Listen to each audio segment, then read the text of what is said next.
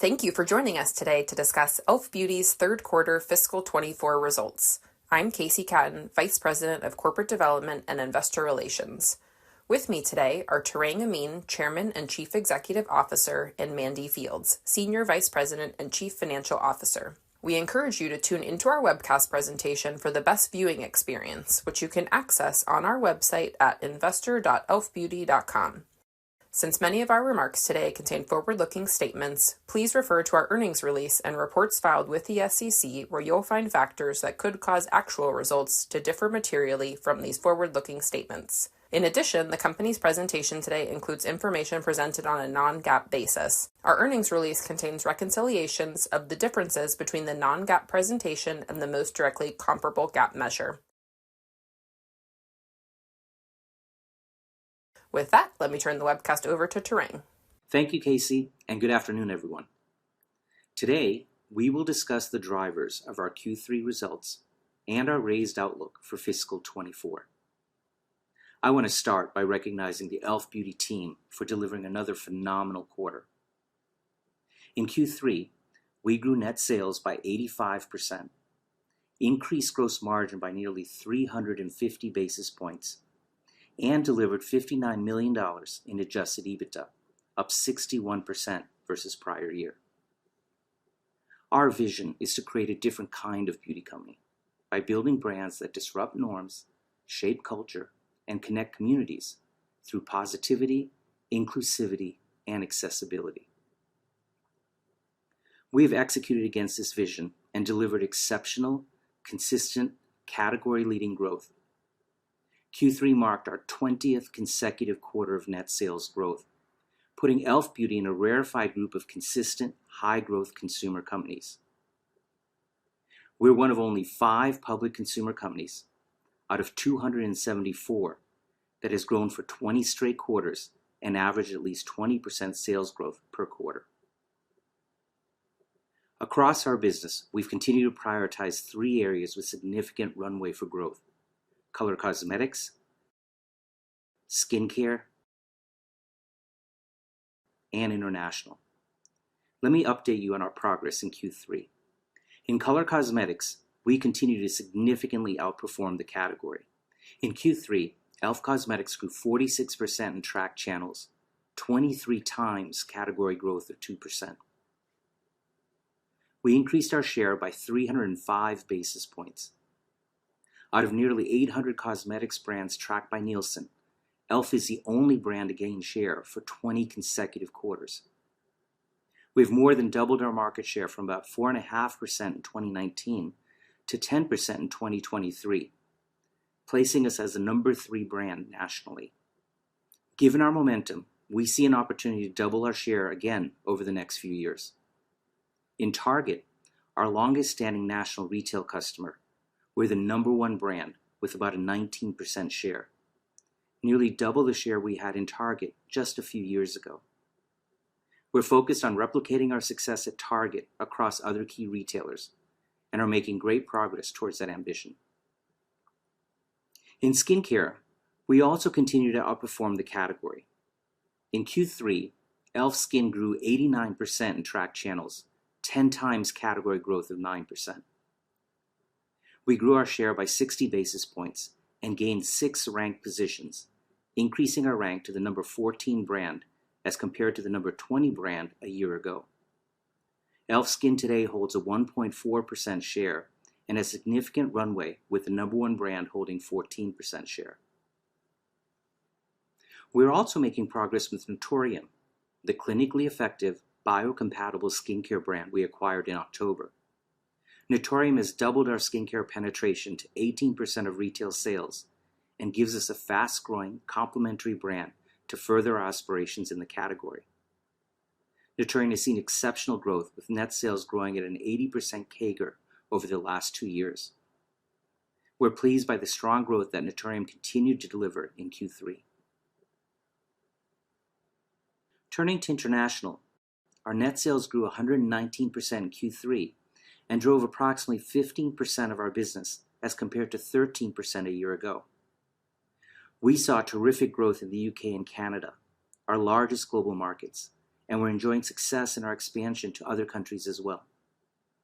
As compared to our number 3 position in the US, e.l.f. is the number 4 cosmetics brand in Canada and the number 6 brand in the UK. In Italy, where we just launched this fall, e.l.f. is already the number 1 brand in Douglas across both mass and prestige. We see significant runway to expand our brands globally. Across categories and geographies, the 3 fundamental drivers of our business remain the same: our value proposition, powerhouse innovation, and disruptive marketing engine. Let me walk you through how each underpinned our strength in Q3 and how they collectively fuel our vision to be a different kind of company.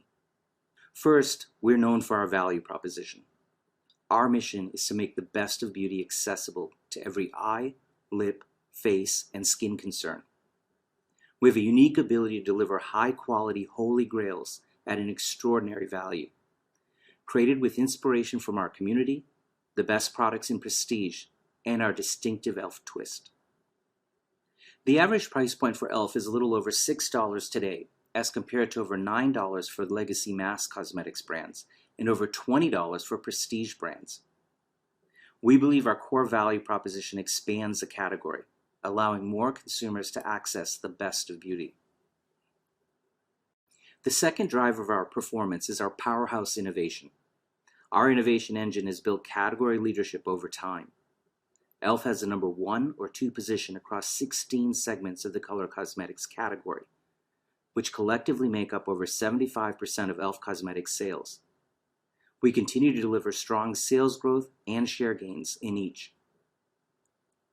We have a track record of building growing product franchises in both cosmetics and skincare that endure, instead of typical one-and-done launches. Our 5 largest franchises, Halo Glow, Camo, Power Grip, Holy Hydration, and Putty, have grown year after year. As we launch new innovation within each, the entire franchise grows.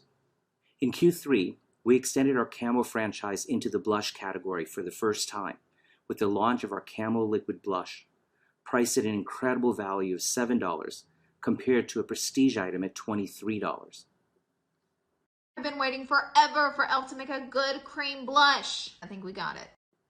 We're also innovating in the industry's top segments where we under-index on share, like lip and mascara.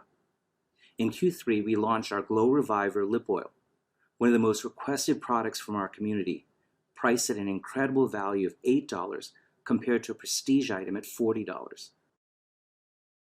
Cosmetics has come out with new Glow Reviver lip oils, and the way it makes your lips feel is unbelievable. Most lip oils are just not hydrating enough for me, but this one, y'all, the way it had my lips feeling super hydrated, it's non-sticky, and it has a high gloss. If you're a gloss girly, this one is definitely for you. You guys have to try it out. We also launched our Lash Extender Mascara, our 4th mascara launch in the last 4 years, and our first ever mascara with lengthening tubing technology. With our focused innovation in these areas, we've nearly doubled our lip and mascara share over the last 3 years, and are still significantly underpenetrated today. For context, as compared to the 10% share we have across the cosmetics category, we have a 3% share in lip, a $1.2 billion category, and a 2% share in mascara, a nearly $1 billion category. We have significant white space in these large segments of beauty and the innovation engine to conquest them. The third driver of our performance is our disruptive marketing engine. We have a track record of attracting and engaging existing and new audiences with buzzworthy activations, unexpected creativity, and coveted collaborations. Our advantage lies in our ability to deliver real-time entertainment with emotionally resonant and culturally relevant content.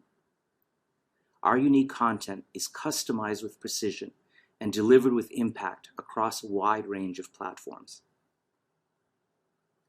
Building upon our learnings and success with our e.l.f. Yet channel on TikTok and our e.l.f. U channel on Twitch, we widened the aperture in Q3 with the launch of e.l.f. Up, our first ever experience on Roblox, one of the world's most popular virtual playgrounds and immersive platforms.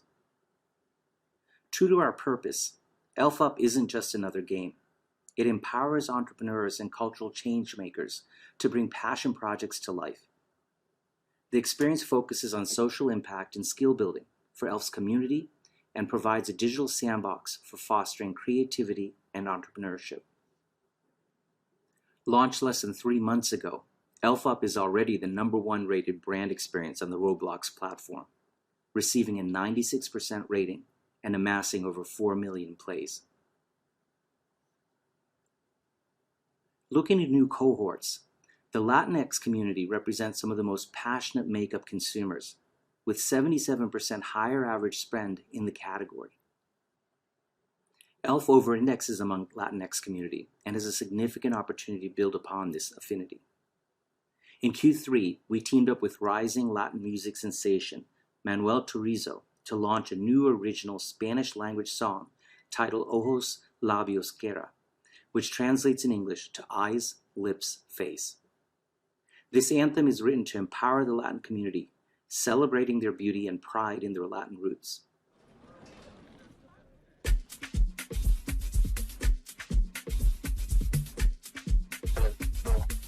No se puede esconder lo que es obvio que ha pasado. Si nos gustamos, dime qué vamos a hacer. Ojos Labios Cara achieved over 2 billion media impressions, garnered over 304 million cross-platform views and plays, and reached the #1 spot on Spotify in 3 categories. On the big screen, we released Cosmetic Criminals, a true crime parody documentary capturing the widespread phenomenon of household intergenerational cosmetic crime. Stemming from reports about widespread ELF pinching when family and friends borrow ELF Holy Grails with no intention of returning them, the main character represents their universal truth. ELF is so affordable, just buy your own! Seriously, the mascara is only like $5. The spot debuted on YouTube, Amazon Freevee, and ahead of the new Mean Girls movie at select AMC theaters nationwide. Our 15-minute film was the longest branded content spot to ever run on the big screen. Since its launch on January 9th, Cosmetics Criminals garnered over 7 billion media impressions, amassed over 2 million views on YouTube alone, and garnered a 4.5-star rating on Amazon. Speaking of big audiences, ELF returns to the big game on February 11 with our first ever national TV spot. Last year's spot featuring Jennifer Coolidge and Power Grip Primer affirmed our hypothesis that women were underserved despite being nearly 50% of big game viewers. The overwhelming success of the campaign by every metric fueled our return with a national presence this year versus a regional spot the year prior. Securing a national spot increases our household impressions by a factor of 3x. We believe this reach provides the best opportunity to springboard a viral moment across a wide spectrum of platforms and increases our ability to boost brand impact. The entertaining spot features our Halo Glow Liquid Filter, the star of our best-selling franchise in 2023.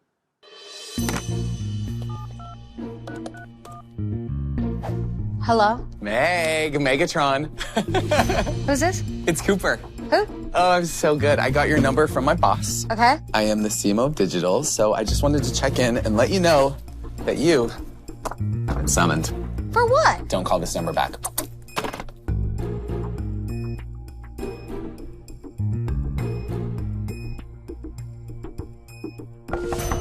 Hello?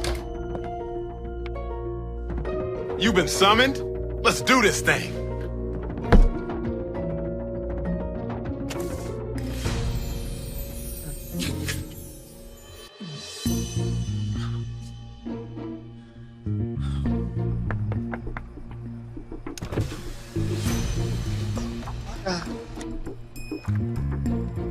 You've been summoned.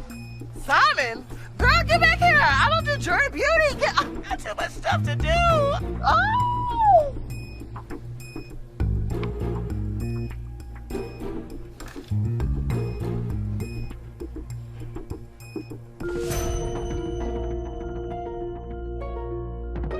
Oh, I've been summoned.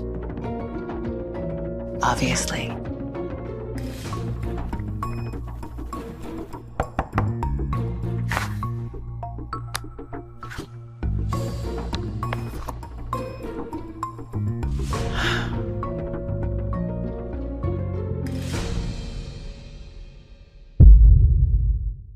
Over the past 4 years, we've increased our marketing investment from 7% of net sales to 22%. Our marketing investment is working, driving ROI multiples above industry benchmarks and helping us reach new audiences. Since 2020, our unaided awareness in the US has doubled from 13% to 26%. That 26% unaided awareness today compares to the leading US mass cosmetics brand at 52%, illustrating significant runway for growth. Our results continue to fuel progress with national retailers. e.l.f. is the most productive cosmetics brand at our top 3 customers in the US, Target, Walmart, and Ulta Beauty. We're also the most productive brand at our top 2 customers in the UK, Superdrug and Boots, giving us conviction that we can replicate our productivity model as we expand internationally. We continue to increase productivity even as we expand space. We're pleased to announce that we'll be expanding space for e.l.f. in spring 2024 with CVS and in summer 2024 with Walmart. In addition to the space gains we previously announced with Shoppers Drug Mart in Canada and Boots in the UK. We're also pleased to announce that we'll be expanding space for Naturium in spring 2024 with Shoppers Drug Mart, marking the brand's entry into Canada. In summary, as we enter our 20th year as a company, we continue to deliver exceptional results. What gives me confidence for the future is the significant white space we see in color cosmetics, skincare, and international. We continue to believe we are still in the early innings of unlocking the full potential for our brands. I'll now turn the call over to Mandy. Thank you, Tarang. I'm pleased to share the highlights of our third quarter results, as well as our raised outlook for fiscal 24. Our third quarter results were outstanding. Q3 net sales grew 85% year over year, driven by broad-based strength across national and international retailers, as well as digital commerce. Our net sales growth was led by higher unit volume, which contributed approximately 56 percentage points to growth, with mix adding approximately 29 percentage points. Q3 digital consumption trends were up over 100% year over year. Digital channels drove 24% of our total consumption in Q3 as compared to 18% a year ago. The momentum we're seeing is supported by enhancements across our loyalty program and our app, as well as digital and social platforms. Our Beauty Squad loyalty program now has over 4.5 million members, with enrollment growing 30% year over year. Our loyalty members continue to be a key part of our digital ecosystem, driving almost 80% of our sales on elfcosmetics.com. We're seeing terrific engagement on our e.l.f. mobile app, which now boasts a 4.8-star rating and over 1.8 million downloads since launch. We're also enjoying strength across third-party digital and social platforms. We were amongst the fastest-growing beauty brands on Amazon in Q3, and we're the first major beauty brand that launched on TikTok Shop. Q3 gross margin of 71% was up approximately 350 basis points compared to prior year. We continued to see gross margin benefits from favorable FX rates, improved transportation costs, margin accretive mix, and cost savings. On an adjusted basis, SG&A as a percentage of sales was 54% in Q3 compared to 47% last year. The increase was primarily due to higher marketing and digital spend. Marketing and digital investment for the quarter was 26% of net sales, up from 17% in Q3 last year. We continue to expect marketing and digital investment in the 22 to 24% range for full year fiscal 24.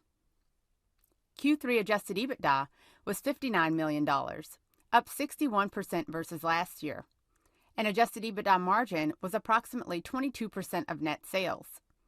Adjusted net income was $43 million, or 74 cents per diluted share, compared to $27 million, or 48 cents per diluted share a year ago. Moving to the balance sheet and cash flow. Our balance sheet remains strong and we believe positions us well to execute our long-term growth plans. We ended the quarter with approximately $72 million in cash on hand compared to a cash balance of $87 million a year ago. Our ending inventory balance was $205 million, in line with our expectations and up from $81 million a year ago. The difference is primarily a combination of three things. First, as we said last quarter, we continued to build back our inventory levels through fiscal 24 to support strong consumer demand. Second, approximately $28 million of the increase is the result of taking ownership of inventory from China when it ships versus when it enters our distribution center here in the U.S. Lastly, our consolidated results include Naturium for the first time, which added approximately $25 million of inventory. We believe we have the appropriate levels of inventory across the business to service our customers and support the demand we're seeing. In early October, we closed the Naturium acquisition. It was funded largely using cash on hand and access to our existing credit facility, as well as approximately 600,000 shares of e.l.f. Beauty stock issued directly to founders and key management. Our liquidity position remains strong with relatively low leverage post the transaction. We ended the quarter with less than 1 times leverage in terms of net debt to adjusted EBITDA. We expect our cash priorities for the year to remain on investing behind our growth initiatives and supporting strategic extensions.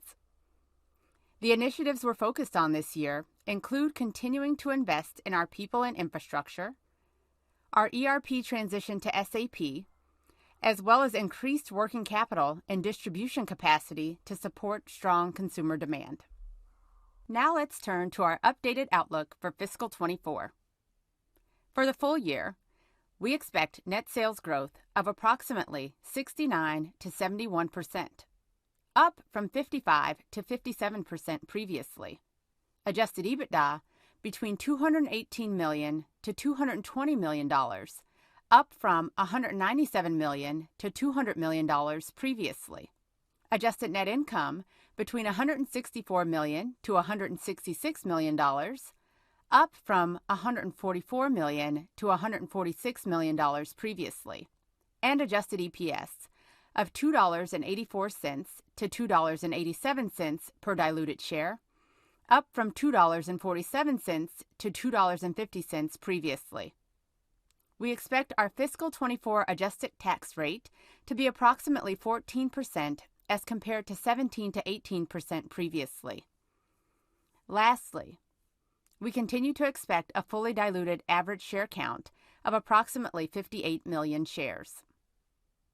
Let me provide you with additional color on our planning assumptions as we close out fiscal 24. Starting with the top line.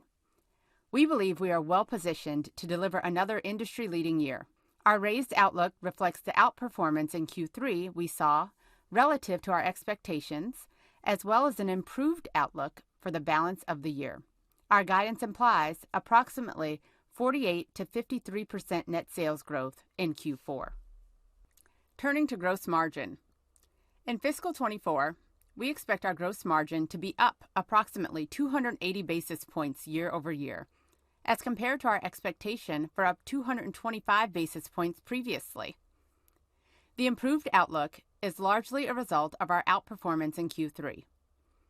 In terms of the key puts and takes for the year, we continue to expect gross margin to benefit from lower transportation costs, favorable FX rates, margin accretive mix and cost savings, which are expected to more than offset costs related to retailer activity and space expansion. Turning to adjusted EBITDA.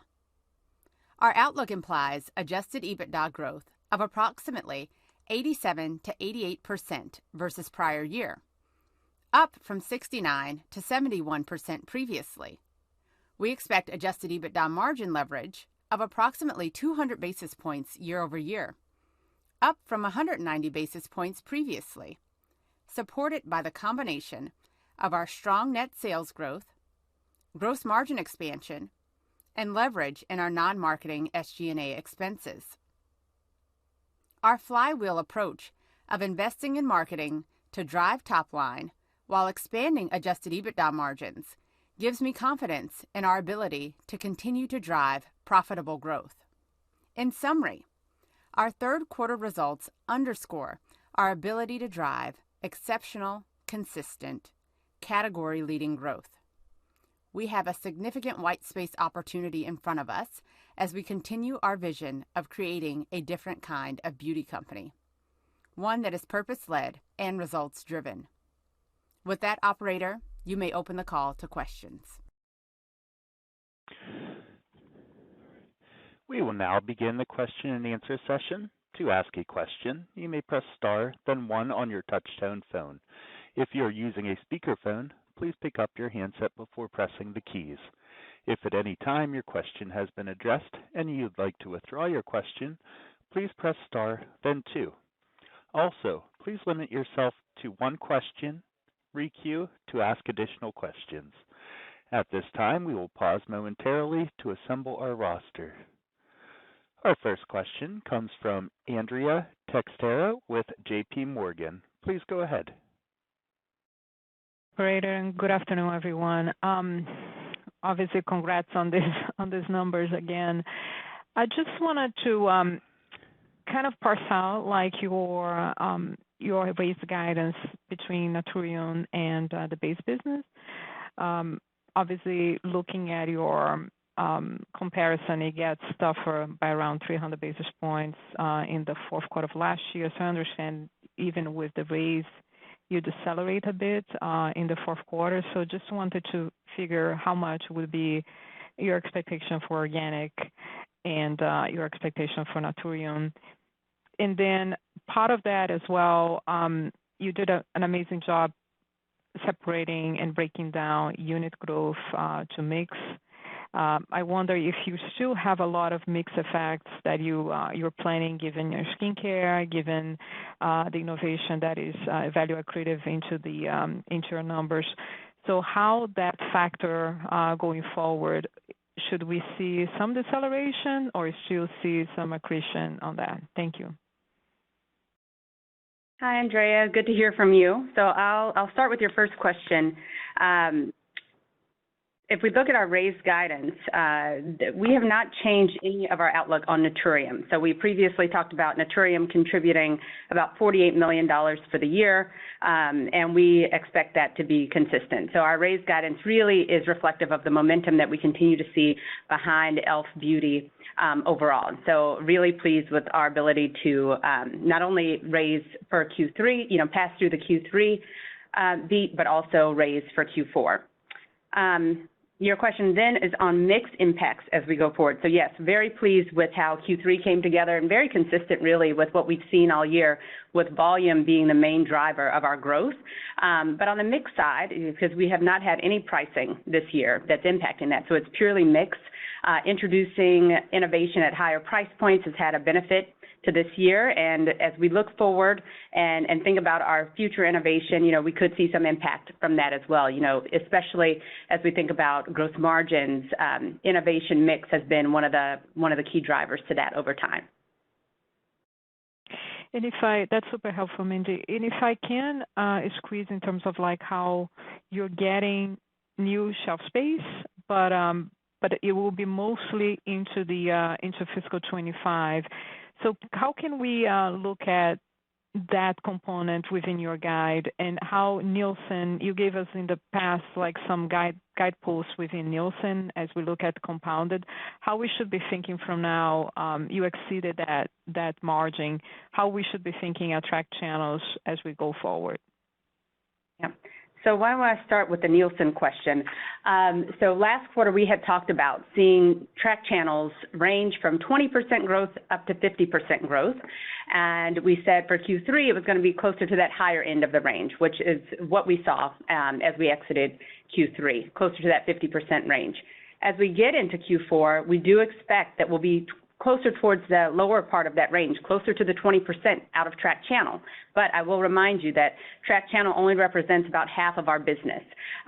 We are continuing to see great momentum in other parts of our business, and I'll just point you back to our guidance for Q4 really points to over 50% growth from a net sales standpoint. So we're feeling great about how the business is coming together, we believe, for the quarter. In terms of shelf space, we did talk about picking up space in Walmart that will impact fiscal 25. That's going to be summer of 25.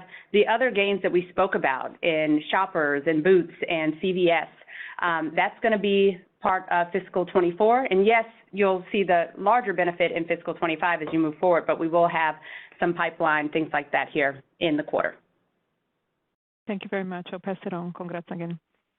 Thank you. The next question comes from Ashley Helgans with Jefferies. Please go ahead. Hey, thanks for taking our question and congrats on the quarter. We just wanted to ask if you could just give us a little bit more color on the store penetration and average footage you'll have at both CVS and Walmart after this next round of expansion. And then also, if you could just one other question about tariffs. We're starting to get a lot of questions on tariffs if Trump were elected again. Can you just remind us of some of the mitigation efforts you have in place? Thanks so much. So hi, Ashley. In terms of our penetration, we're really pleased with the space we're going to pick up at Walmart. It's one of our single biggest opportunities from a space standpoint. The average shelf set at Walmart right now is about 8 feet. That compares to about 13 feet at Target, 12 feet at Ulta Beauty. And Walmart really has bigger sets than both those customers. So we don't disclose a specific amount of space other than they are leaning in on e.l.f. I think we're the only brand they're making a pretty major move on space with, and we're looking forward to that in summer. As Mandy says, that'll really impact us in fiscal 25. The other thing I would say is, we had a pretty consistent track record of picking up space year after year, but the biggest driver of our business is our productivity, our ability to grow dollars per linear foot of space year after year, regardless of whether we've picked up space or not. So we're pretty confident in terms of how that profile continues to shape up, with space being kind of the cherry on top, but really pleased, not only with Walmart, but CVS continue to make major moves in terms of space, a continuation of what they started over a year ago. And we definitely in drug have a lot more room to grow our space. So feel really good about that in addition to Shoppers and Boots. And then your question on tariffs, Ashley, since 2019, we've been dealing with tariffs that was put on our products, majority of our products at the 25% level. And so if we were to think of additional tariffs being layered on, we have reserved pricing for macro issues such as tariffs. We did again in 2022 in response to the inflationary environment. So we know that that's a lever that we could pull if we were subject to additional tariffs, but something that we're keeping an eye on and certainly something that we're very mindful of, especially of pulling that pricing lever, just given the cost consciousness of the consumer right now. And we do have pricing power. I think one of the things, many of our competitors took pricing over the last few months. We chose not to take pricing, to that point of keeping a superior value equation and also keeping in our back pocket if we needed to take pricing for any external factors. So we feel good in terms of how we're situated and our ability to continue to navigate a dynamic environment.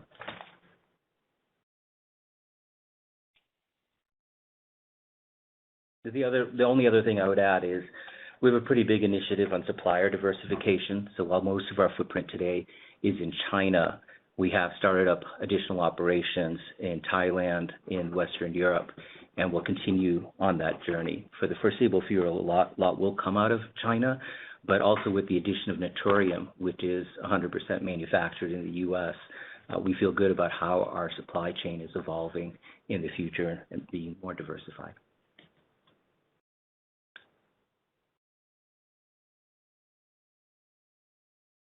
The next question comes from Olivia Tong with Raymond James. Please go ahead. Great, thanks. Good afternoon. Congrats. Wanted to ask you about a new shelf space, CVS Walmart. Can you talk about what the assortment will look like? Is it more pegs of your hero products, or are you getting traction in some of the new areas like lip, eye, and skin? Sure. So for context, Olivia, historically at CVS, we were in a 3-foot gondola end cap. It allowed for very little amounts of our assortment in those sets. CVS is moving to 6 and 10-foot sets in line as they expand space. So it gives us a lot more room to get more of our assortment in. Certainly all of our holy grails, many of our new items, each of our core items. Similarly, Walmart, while they're at 8 feet, they have significantly more capacity to take more of our innovation, more skincare, and many of our other items. So we feel really good about what that's going to enable, similar to what we saw with both Target and Ulta as they expanded assortment. Those are probably pretty good guides in terms of the space and what we're able to pick up. Got it. And then how should we be thinking about volume versus price mix in the next 12 months? Obviously, you've seen very strong benefit from volume and price mix, but more from volume, and that obviously now creates tougher comps. The price mix is the mix is picking up with Naturium sort of super driving that.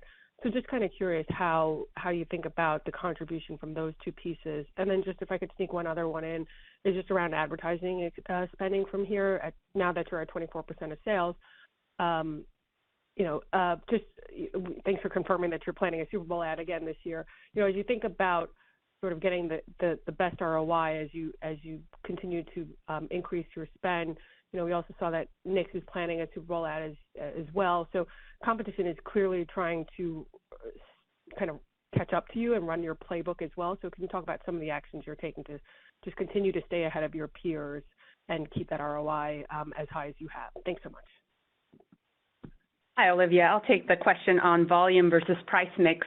Again, we're very pleased that the majority of our growth has been driven by volume. I think that speaks to the health of the brand. I think that speaks to the engagement that we have with our community, and something that we certainly expect to see on the road ahead. To what level price mix plays into it, we'll have to see as we go through. But we feel pretty confident that volume will continue to lead our growth as we go forward. And then on your question on advertising, we feel great about the 24% that we're guiding this year, and that's really based on the tremendous ROIs we're seeing on our marketing investment in terms of gross sales per dollar invested.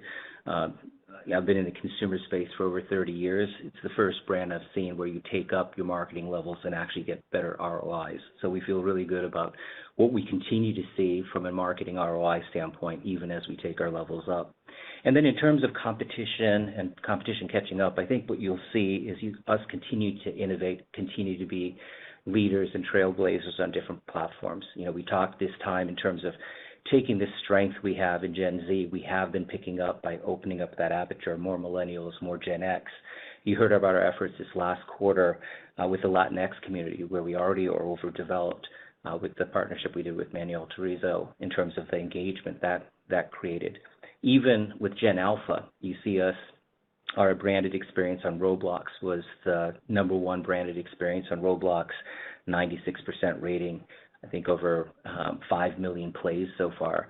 So I think competition can try to catch up, but we feel really great about our unique ability to entertain and engage our community, and you're going to continue to see that, including staying tuned for February 11th and what we have in store on the Super Bowl this year, where we're actually doing the national buy versus the regional buy we had last year. Triples our reach, and I think just in even the teasers we've done starting last week, we're already up to, I think, 11 billion impressions on those teasers, and we haven't even started the activation yet. Great, thanks. Best of luck. The next question comes from Linda Bolton Weiser with D.A. Davidson. Please go ahead. Yes, hi. I was just curious, with your expansion activities in Europe, are you shipping from Asia to Europe to fulfill those orders? And if so, are you experiencing any issues with shipping through the Suez Canal area? Are you seeing any spikes in freight rates that are affecting your costs? Thanks. Hi, Linda. So we do ship from China to Europe for our European business. We use a combination of both shipping as well as rail over Asia, and we found the rail to be a good solution for us. The shipping situation, we're keeping our eyes on it, has minimal impact in this fiscal year. We're keeping an eye for the future as we've seen some rates temporarily go up. We think that it's a temporary thing, but we'll keep our eye on it. And right now, not much of an impact. Thanks. And can I just ask also, for Naturium, it was interesting what you said about expanding that brand already into another retailer. I thought my understanding was that you were going to take some time to kind of, strategize and figure out how to go about it. Have you changed with regard to your plan for the pace of expansion of that brand as you've gotten to know it better? I would say our plans are relatively consistent. So Naturium was already in discussions with Shopper Drug Mart. We knew about that when we made the acquisition. We're actually quite excited about that, the first entry into Canada for that brand. When we bought the brand, we thought there were 3 areas where we could really give help to Naturium. It's a team that's doing extremely well. That entire team came on board. They've been on as part of the ELF umbrella now for 3 months. They continue to run the business extremely well. The 3 areas where we could add value is, number 1, to the team, to help enhance and expand the team for the types of things they need, whether it be regulatory, quality, manufacturing. There's a lot of capabilities we have in a number of these different areas. The second is to continue to enhance their marketing model. They have an incredibly effective engagement model with consumers, our ability to bring even more to that. And the third, in distribution. And the distribution ability really came to play with Shoppers Drug Mart. We already have a very good business there, so our ability to help them navigate through Shoppers to make sure that we're getting both the best terms as well as the best levels of support. So I'd say it's more consistent than not. We're extremely pleased with our first few months of Naturium. Continues to be a very strong growing brand with a great deal of potential. Great. Thank you and congratulations. Thanks, Linda. The next question comes from Bill Chappell with Truist Securities. Please go ahead. Thanks. Good afternoon. Good afternoon. Maybe you just help us understand the outperformance in the quarter. And I understand you have a solid track record of conservative expectations or forecasts, but I mean this seems to be outstanding in terms of the beat and all across the board. So what drove, or was there any couple factors that drove the upside, especially as I think we were all looking at kind of tougher comps as we entered December, but you seem to kind of surpass that and keep on moving even as we see the scanner data today. So, what is anything changed? Anything stepped up? Was there something different, or were you just really conservative on your guidance? Well, I would say, Bill, when we talk about exceptional, consistent, category-leading growth, that's exactly what you've seen for us for 20 quarters in a row. We cite the stat of we're one of only 5 public consumer companies out of 274 that have grown 20 consecutive quarters at over 20%. So I think it's more consistent than not. In terms of the quarter did come in better than we were expecting, and it really is all 3 of our key drivers working in concert. So if I look at our value equation, our powerhouse innovation, and our marketing engine, we continue to see great strength and great fundamentals in each of them. During the period, it was also during the holiday period, we had a number of our latest Holy Grail launches do exceptionally well. We talked about our lip oils that we launched. This was an idea that really came from our community. They saw a prestige item that they really liked at $40, and it's basically like ELF. We love that, but we can't afford $40. So we developed ours with our own ELF twist. Our lip oils hydrate better, have a better doe foot in terms of application. Formulations are incredible. And right when we launched them, we saw them take off virally right away, with consumers making the direct comparison of it's actually better than the prestige product. We've seen similar results as we think about our Camo Liquid Blush at $7 versus a prestige item at $23. So we continue to build upon these growing franchises. That, along with our increased marketing levels and what we're able to do from a value equation standpoint, I think is continuing to propel our business. But as Mandy said, we do expect Nielsen to be in that lower range, but we still feel really good even with Nielsen comping very strong numbers. For example, this time last year, I think our Target business was up over 100%, and we still continue to see really strong numbers on top of those strong numbers. We feel really good about the 53% growth that's implied in Q4, even though we're comping a quarter that's closer to 80%. No, that's fantastic. And then just sneaking one in, e.l.f.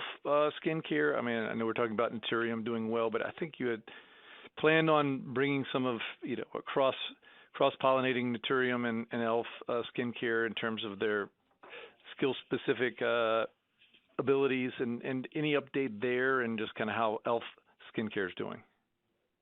Yeah, so e.l.f. Skin is doing exceptionally well. We talked during the call, in track channels, e.l.f. Skincare was up 89% versus a category that was up 9%.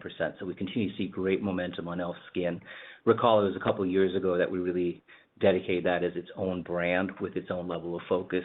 And we're seeing great things, both from an innovation pipeline as well as kind of our awareness build. So we feel really good. I mean, I think just in the last year, we increased 6 ranked positions in skincare from number 20 to number 14. And we have aspirations over time to be a top 10 brand in skincare. And I feel really good about both the momentum and the plans we have against it.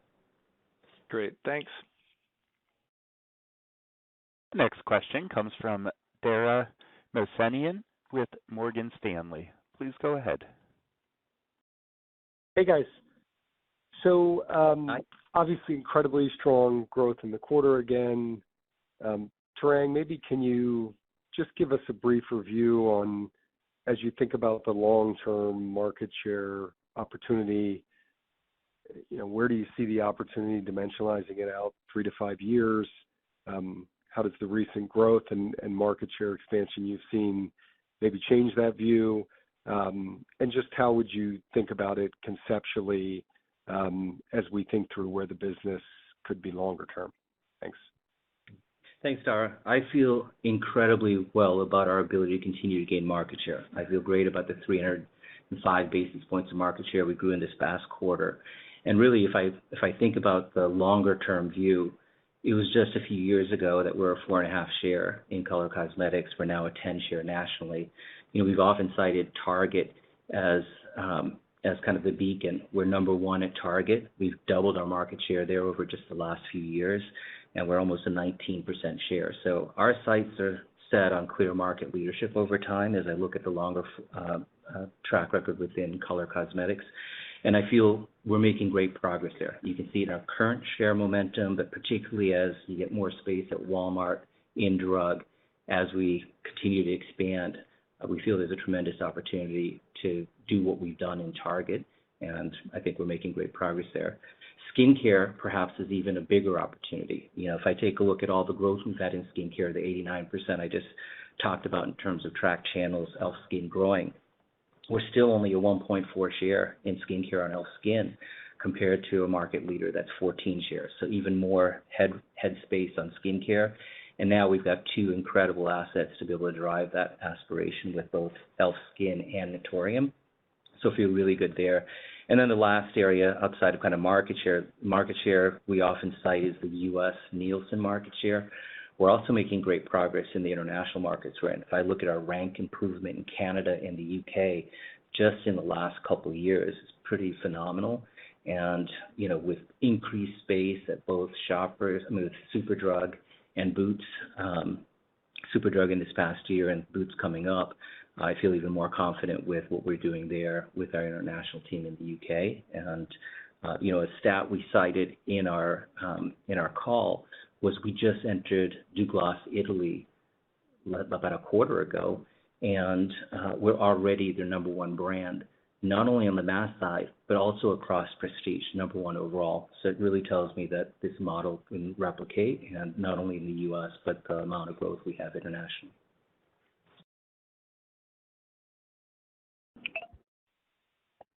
Great, thanks. The next question comes from Peter Grom with UBS. Please go ahead.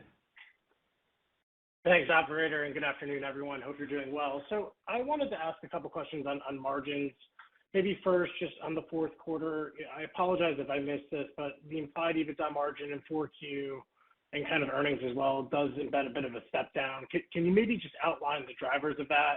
the year-to-date performance and, gross margin and marketing guidance would suggest it's not really either of those buckets. So just maybe help us understand the puts and takes from a margin and earnings perspective, specifically for the fourth quarter. And then just, bigger picture, the gross margin performance has been impressive. The guidance implies north of 70% this year. Can you maybe just help us frame the opportunity from here? Is there room for further expansion? Is more of the EBITDA leverage really going to come from OpEx? Thanks. Hi, Peter. So yes, overall, I'm very pleased with the margin progression that we've made over this year. Our outlook implies a 200 basis point expansion in EBITDA margin for this year. Our gross margins have also been very strong for this year. Our outlook is implying over 200 basis points, 280 basis points is what's implied from a guidance standpoint on the gross margin line. So the quarters can ebb and flow in terms of the spend that you'll see in each quarter. We are stepping up our marketing spend in Q4, so we are targeting that higher end of the range at 24% for the year. In the first half of the year, we were closer to an 18% level, and so you'll see marketing ramped up even from the 26% that we delivered in Q3. You'll see that step up even higher into Q4. So that will have an impact overall on our spend, and we continue to invest in our people and infrastructure. You'll see that in our non-marketing SG&A as well. But in terms of the splits on the quarters, nothing really to call out other than we are going to be stepping up our marketing for Q4.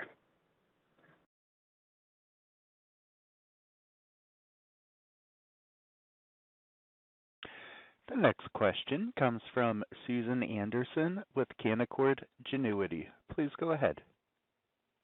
Hi, good evening. Nice job on the quarter. I guess just really quick to follow up on that margin question. So I guess on the gross margin front for the fourth quarter, it looks like the full year guide, maybe it just implies slightly up for the fourth quarter, so a little bit below what you guys did in the first three quarters. So just curious the driver of that lower gross margin there. And then also on Naturium, it sounds like it's performing well and in line with your expectations. I'm curious if there's been, I know it's early, but any learning so far that you've taken from the brand that you think is applicable to e.l.f. Skin? Thanks. Yep.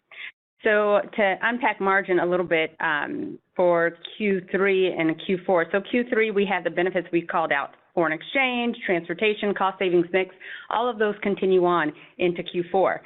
The main differences, though, in Q4 last year, we started to see the transportation savings impact that. So if I look at Q3 last year, we were about a 67 margin. Q4 last year, we were 69. So it's already a 200 basis point step up into Q4. Also, I would say on Q4 historically, again, last year was an outlier, but historically we do see a step down seasonally in our gross margins for Q4 as we're exiting certain product off the shelf, getting our new product onto shelf, so that also is impacting. But I feel great about the gross margin that we're outlooking, that's implied in our outlook for Q4, roughly around a 69, which is really strong. And again, looking at ending the year with 280 basis points of margin expansion. And then in terms of learnings from Naturium, I'd say there's probably two main ones. One is reinforcement of just how great a team came along with Naturium and how well they fit the e.l.f. culture and integrate in. So far, that integration's gone extremely well in terms of being able to help them realize the growth potential behind Naturium and also bring learnings into the company. I think the second thing is, we picked up over 35 people on Naturium, including the co-founder Susan Yara. And so I think the learning for us on e.l.f. Skin is we started this journey a couple of years ago. How do we get even more dedicated resource on e.l.f. Skin to fully realize the potential there? That fits within our existing people plan in terms of what we hire every year, additional people. And so I think that's probably the biggest learning back on the e.l.f. Skin side is getting that level of dedication and expertise on e.l.f. Skin. Great. Thanks so much for the details. Good luck the rest of the year. The next question comes from Anna Lizzul with Bank of America. Please go ahead. Hi, good afternoon. Thanks so much for the question. I wanted to ask bigger picture on e.l.f. Skin and Naturium. How are you thinking about the longer-term potential for these two brands, given their different price points? And ultimately, where do you see these brands fitting in with certain retailers and different customer demographics? And then for e.l.f. Skin specifically, are you beginning to see customers come in through skincare, or are sales still primarily from customers who are already users of e.l.f. Cosmetics migrating to e.l.f. Skin? Thank you. So the bigger picture, Anna, for both these brands is we see tremendous growth in both of them. e.l.f. Skin, as the average unit retail is around $9, primary audience female, Gen Z, has a ton of potential, particularly as more Gen Z and the younger cohorts really migrate to skincare. We see it continue to expand, both its presence in retail in terms of its innovation pipeline. We see a great potential there. Naturium, one of the reasons we really like the brand is just how well it complements e.l.f. Skin. You know, at an $18 average retail, higher price point, that prestige point, it also attracts a different audience, including over a third of its user base, almost 40% of its user base being men, and with the body category in particular. So we like the fact that they're very distinct and complementary, yet both have tremendous growth potential. In terms of where we could continue to see both brands, we think there's expansion potential for both brands. Naturium probably opens itself up to other more premium retail locations over time, but we feel really, really great about the business we have at Target, Amazon, Naturium.com, very excited about Shoppers Drug Mart. So you'll see some overlap in terms of distribution with some differences that we haven't disclosed yet. And then from a demographic standpoint on e.l.f. Skin, the last part of your question, we are seeing us pick up more consumers directly from skincare. You know, I think in the early days of e.l.f. Skin, the e.l.f. Skin buyer was primarily a e.l.f. Cosmetics buyer. It was housed right next to e.l.f. Cosmetics.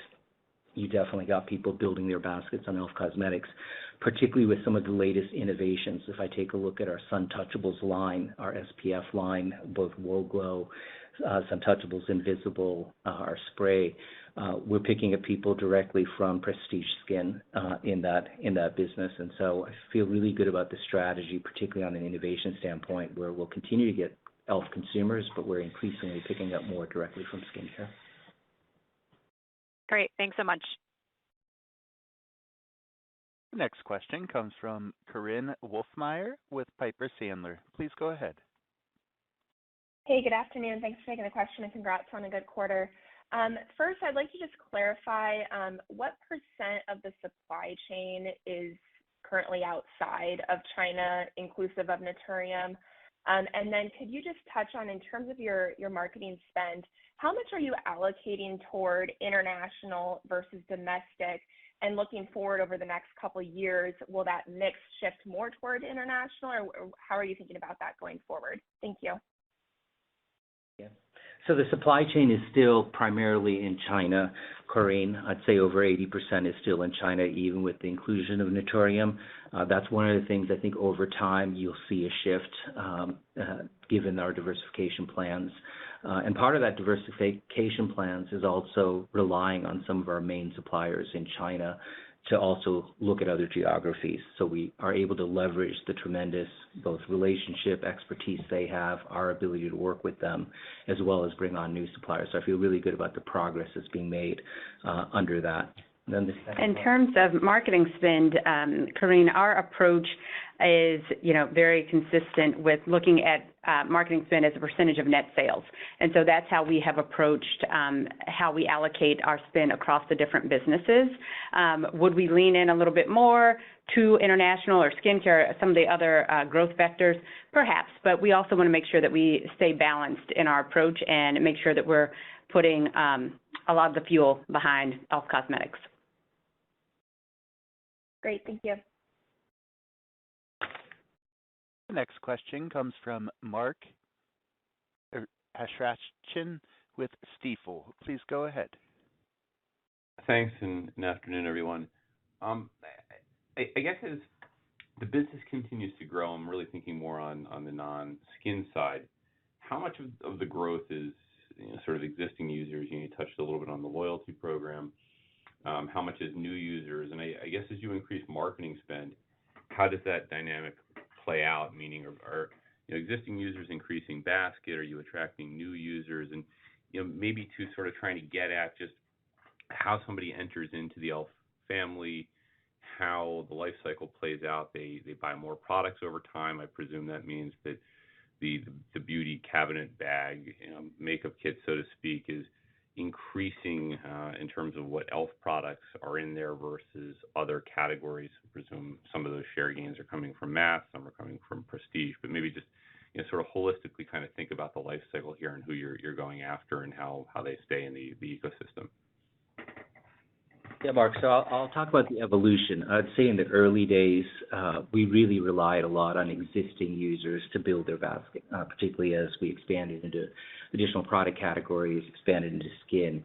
I think that was the early strategy. Really in the last few years, particularly as we've been able to take up our marketing levels and hit additional targets, we're seeing many more new users. And the great profile that we're getting on the new users, we can measure this through our Beauty Squad loyalty program, is they're demonstrating much of the same behavior of existing users. Once they get into the franchise, they start buying more, and you continue to build the overall basket and overall lifetime value on both existing as well as new users. So we feel really good about that profile, and particularly being able to bring in both new users as we go through. The other big characteristics I would say is the market share we report is really based on Nielsen. So that's just on the mass side in terms of like who we're taking share from and how we continue to build.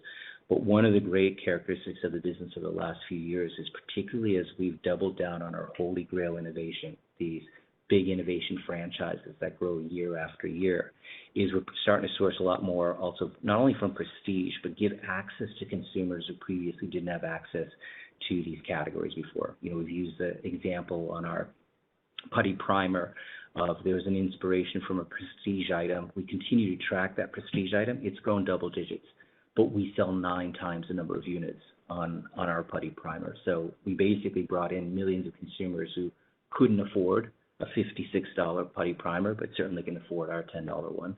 And so I'd say that's the other big dynamic. We're going to continue to pick up share just given the momentum we have, the way our strategy is working. But perhaps even the bigger long-term opportunity is giving consumers access to categories they didn't previously have access to. This concludes our question and answer session. I would like to turn the conference back over to Tarang Amin for any closing remarks. Well, thank you for joining us today, everyone. I'm so proud of our incredible team at e.l.f. Beauty for delivering another phenomenal quarter. Thank you to every e.l.f. and e.l.f. partner for your passion and dedication to our vision of creating a different kind of beauty company. We look forward to seeing some of you at CAGNY in a few weeks, where we'll be presenting for the first time, and speaking to you in May when we'll discuss our fourth quarter results and FY25 outlook. Thank you, and be well. The conference is now concluded. Thank you for attending today's presentation. You may now disconnect.